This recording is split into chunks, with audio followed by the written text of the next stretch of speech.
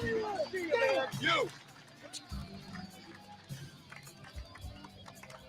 are still dangerous. You can be my wingman anytime. Bullshit. You can be mine.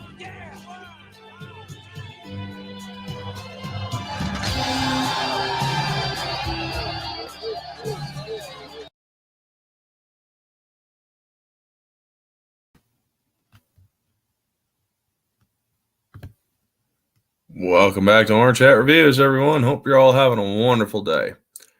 So, Top Gun Maverick. I just got home from it. And I gotta say, it's a good movie. Yeah, it's definitely a movie. Congratulations on 1,000. Thank you, Junebug. Good to see you. I'm slightly jealous, but I'm jealous with happiness. Thank you. And good to see Jacob Ironside. And yeah, so I went to see Top Gun Maverick. This was one movie that I was excited for. And I will fully admit, Paramount did not disappoint. Even from an objective standard, this movie is good. The cast that they put in this movie was very well thought out. There's a nice little intro from Tom Cruise before the movie even starts, basically saying that this was made for the fans of Top Gun. And I gotta say, I'm happy to do it. So before I get started, I do want to clarify that you should get, first off, missile lock on that like button. Share the stream out as best or as you can. Also, I'm going to be doing two reviews, the spoiler-free first. So when this is up, it's spoiler-free. When this is up, it's spoiler. Just in case you guys can't read, which I'm pretty sure everybody who watches my channel should be able to read. But you know what? Just in case, you know? So yes, we are going to start off with the spoiler-free review first for Top Gun Maverick. And then we will move into spoiler territories after I feel that I have exhausted the spoiler-free talk. So, Top Gun Maverick. It is as good as the trailer suggested. When the trailers for Top Gun 2 came out, I was like, yeah, okay, yeah. This is getting me excited here and there, yeah. And then, you can't read, huh, Junebug? By the way, the real Junebug channel on hiatus right now. Technical difficulties with phone and sign and getting figured out. Well, hopefully you get your channel back, bub. So, yes, Top Gun Maverick. It's essentially the same story as Top Gun. So it's not exactly original. However, there is originality in this story as it is a more of a modern retelling. Now, one thing I did like about this movie was that there is the character of Bradley Bradshaw, which is Goose's son. And I gotta say, the guy that they have to play Goose's kid in this movie, Miles Teller, he looks like Anthony Edwards back in the 80s when Top Gun was made. No joke. It looks exactly like he almost looks perfectly like Anthony Edwards. So when you're looking at him, I'm like, what the fuck? This is just nuts. So yeah. And it is expected that there is animosity between him and Maverick. That is pretty much in the trailer, so it's not really a spoilery moment. One thing I do like about this is that they revamped and recycled the Top Gun theme by Faltermeyer. And he actually came back, Harold Faltermeyer, to actually do the score for this movie as well. This score was freaking beautiful. It was amazing in this movie. This movie's story was well paced. This movie's less technical than the first movie, meaning they are not real, or they're not really it's not school for a trophy, it's school for a mission instead. And I gotta say, this movie actually did a very good job with what they were doing with it.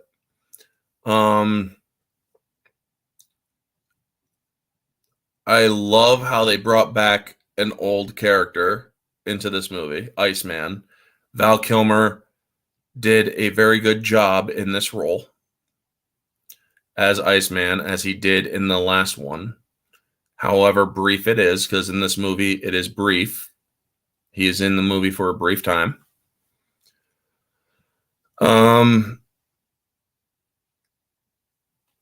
Having Penny Benjamin in this movie,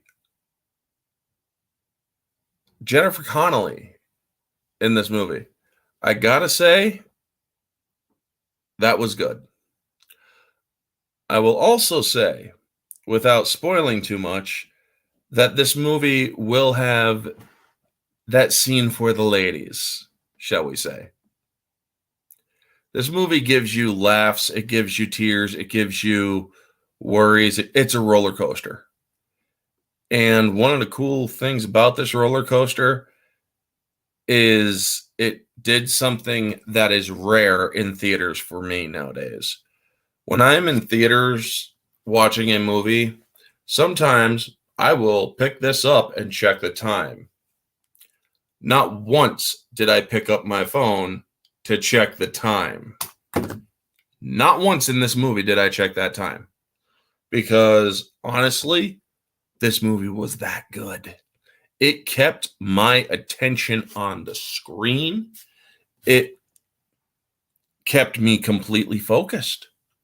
I don't do that for films at the theaters anymore.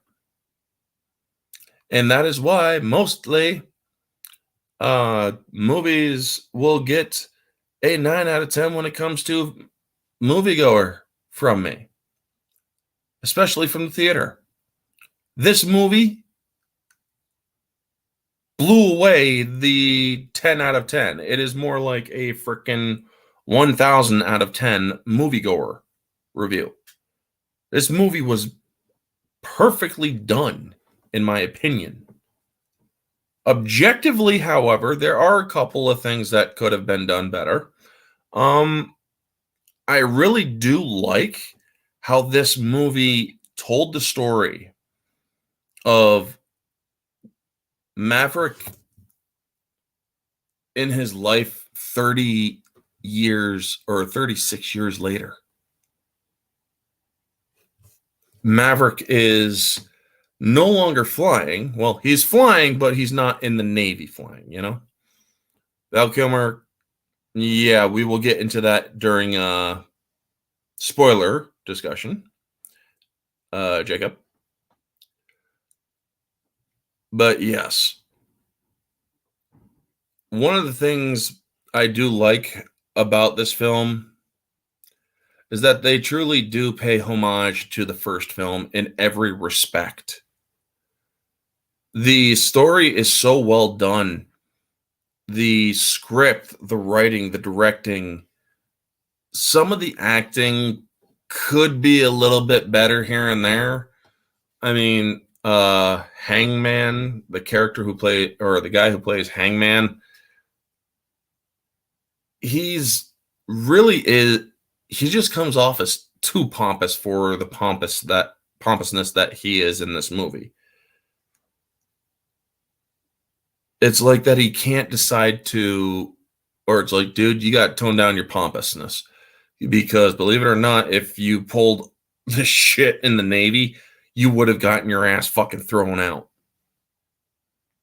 But you know what? They do got to sometimes sell it for dramatic effect. So I will give them a little bit of leeway. As for bringing in somebody like Ed Harris, who plays a role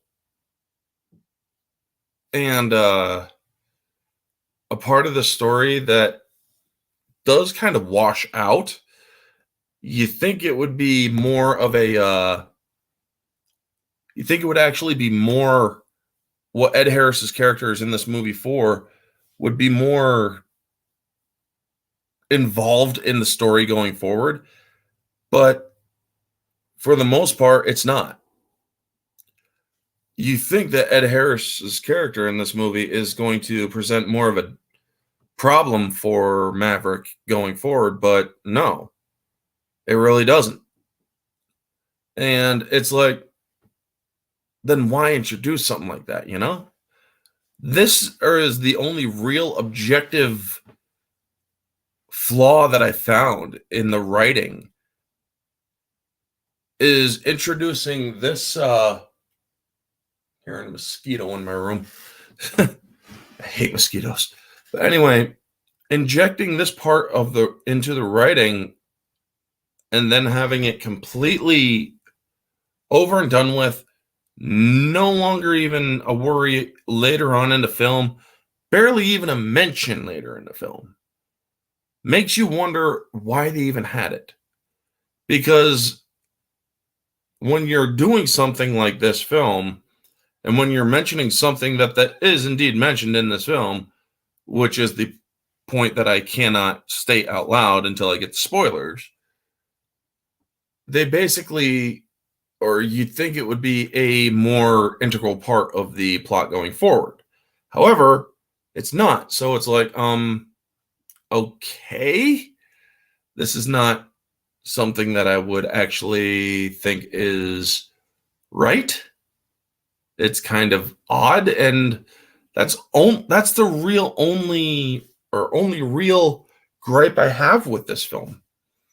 Other than that, acting, score, cinematography. The cinematography in this movie is freaking amazing. Honestly, I do not see much wrong with this film except for that small bit in the writing that kind of made an audience confused a bit. That's it. So yeah, objectively, I would put this movie at around a 9 out of 10. I've rarely seen a 9.5, but this movie actually came close. I'd actually give it a 92.5 out of 100, a 9.25 out of 10. This movie is up there with quality. Tom Cruise made sure that the people going into this film did their jobs right. And I so much respect him for that. Good to see a Price is Right reviews. So with that, yes, 9.25 out of 10 for this movie's objective score. Subjective, this movie is beyond 10. I enjoyed this movie. I could actually watch it and think, oh my God, I don't want to check my phone. I didn't have to check my phone because I wasn't bored. So yeah, this movie makes 10 out of 10 subjectively. Moviegoer. I wasn't bored. I was completely engaged. I enjoyed this movie immensely, especially as a fan of the original Top Gun. So yes, this movie is a 10 out of 10 there too. So now we are going to be running into spoiler territory. So I will give you all a few seconds. I am now moving into there. So you have another 5 seconds left before I start getting into spoilers. Okay, so now we are going to get into spoiler territory. This movie literally begins the same way as Top Gun 1. the theme, the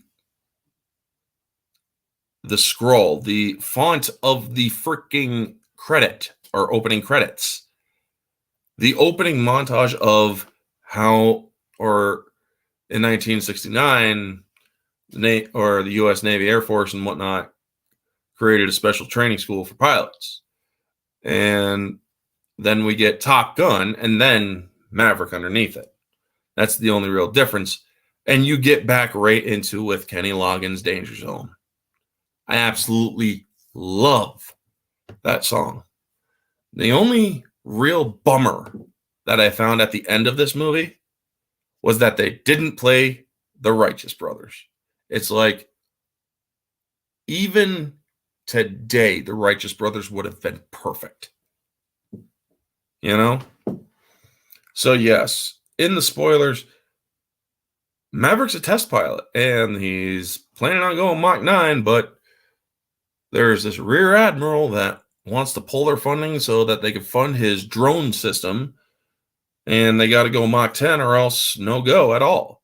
Well, Maverick being Maverick goes up before the freaking admiral arrives, who's played by Ed Harris, and he pushes the damn thing to Mach 10, which is all they need to do. But Maverick being Maverick, he's like, maybe a little bit more, pushes the fucker to Mach 10.3, and then it rips itself apart, the craft that he's in. Now, he does survive. And the scene where he just walks into this diner and he drinks the water. All the people are looking at him. He has a NASA helmet on instead of a normal helmet. He's like, where am I? And this little kid, without skipping a beat, Earth. It's fucking hilarious. Penny Benjamin, Jennifer Connelly. Now, if you know who, or if you've seen Top Gun, you know about Penny Benjamin, the admiral's daughter that Tom Cruise had a thing with. Now, obviously, in 1986, Jennifer Connelly was still underage. However, her character, Penny Benjamin, was like 18 or something, or 19 maybe. So it does work. And I gotta say, Jennifer Connelly looks very beautiful in this movie. So, but the thing, as I was talking about in the spoiler-free section, is that Ed Harris's drone system he wants his drone system to be a thing, and yet that is not mentioned anywhere else later in this film. It's like Maverick beats this thing, and then there's no more mention of it. It's like, this seems like something that should have been in the plot later on. Could, like, the drones do what the pilots have to do where they are struggling, you know? They bring in the coffin corner, which is a pilot basically losing consciousness because of the G-forces. All because of a rapid climb. I love how they bring in the terms. And like I said, this movie is not about winning a trophy. It's about winning the right to be on a very dangerous mission. And they bring Maverick back to Top Gun, and they bring in 12 other graduates from Top Gun. One of them happens to be Goose's son. Now, Goose's son hates Maverick, not for getting his father killed, like everybody thinks, but for a completely different reason altogether. That's actually understandable. And I really do like the dynamic of how they show this. They're like, is there a problem, Kevin? You know there is, sir. And I love how he's candid about it. He's basically saying, you know, that he's not going to want to listen to me. He's not going to want to trust me or anything. Well, you're just going to have to figure a way around that. Also, seeing Val Kilmer in this film again as Iceman, how they incorporated his own real life sickness with his throat was very nice. It was a good touch. And it was great to see Val Kilmer and Tom Cruise back together not up in the cockpits to do a mission together, but on the ground and as good friends, you know? It shows that they never, or that their rivalry no longer mattered. And that is something that I absolutely love. Now, in this film, also, Iceman passes away, which sucks. They basically, or because Iceman was also Maverick's protection in the Navy. He was his strongest supporter in the Navy when the Navy wanted to get rid of Maverick completely outright. And after Iceman dies later in the film, it's like, shit, they're going to come for him hard. Which they do, but he fights his way back in, you know? He has to train these pilots because to go on a mission that is extremely dangerous. Yes. You did. Yeah.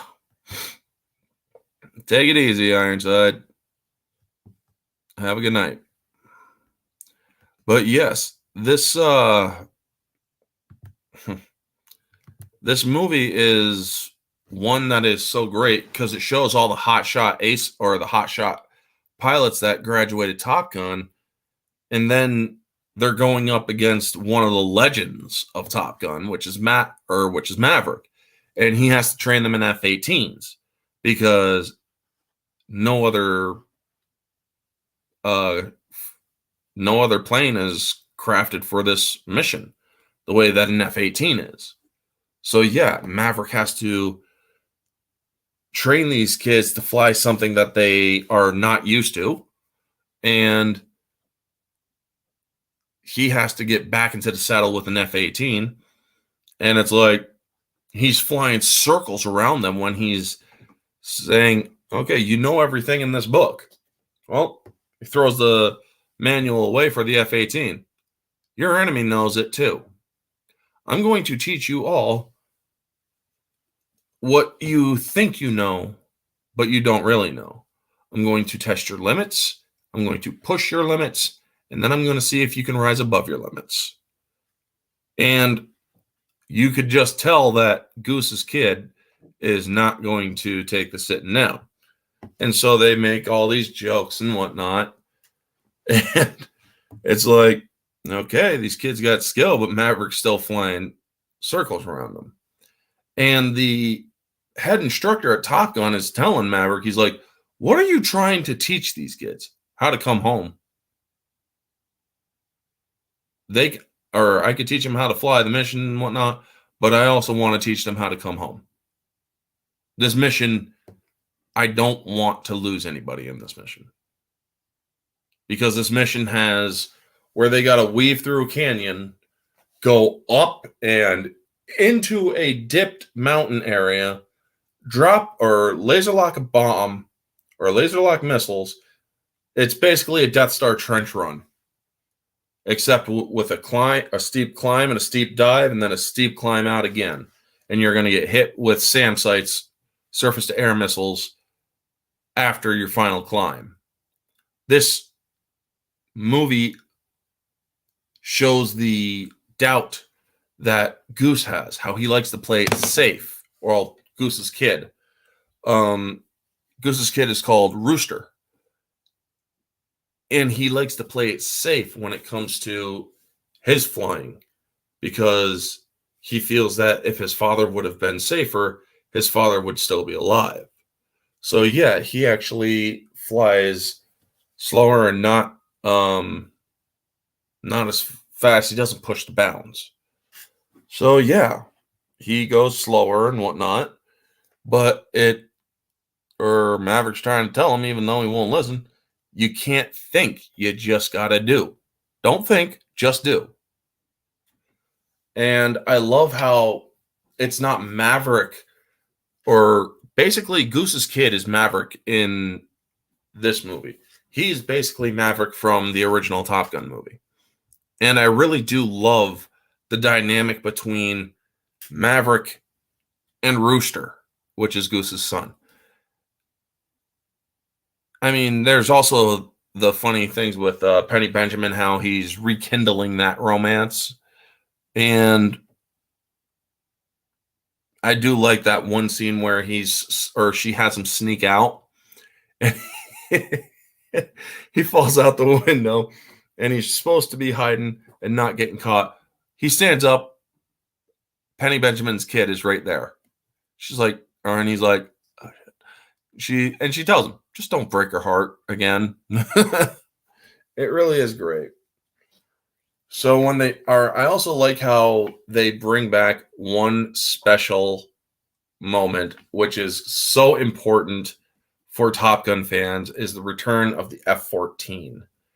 They have an F-14 fly in this movie, and it is so freaking great. This movie just is pure gold. I really do like how the story is crafted. The only thing that really bummed me out was the Righteous Brothers didn't sing at the end. They had a song by Lady Gaga instead. Bringing back the original soundtrack was one of the better things that they have done, or I am so glad that they did. Faltermeyer's soundtrack is just brilliant, as is his newer score with this movie as well. And I just think that this movie is one of the higher standard movies in this year. I honestly can't wait to see what other people think about it. But for me, Top Gun 2 is like I said, objectively, it's a 9.25 out of 10. This movie is up there in quality. The only other movie that is as good as, or even better, is The Princess Bride, and that's damn near perfect. It sucks they did not bring Cheap Trick back. Yeah. Yeah. But you know what? They should have brought back You Lost That Love and Feeling. That movie, or that was a perfect song, especially when it comes to Penny Benjamin and Pete Mitchell. It really is the perfect song for it. But anyway, folks, it is almost 12:30 in the morning. I do need to get some sleep because I got to watch the Kenobi series episode so I could do a stream later today at 9 or 8 p.m. my time, Eastern Standard. So, yeah, thank you so much for tuning in, folks. Top Gun 2, absolutely recommend it. Hope you all have a wonderful night. And definitely go see Top Gun 2. I really did enjoy this film. Anyway, folks, thank you so much for tuning in. This has been Orange Hat Reviews. Stay humble.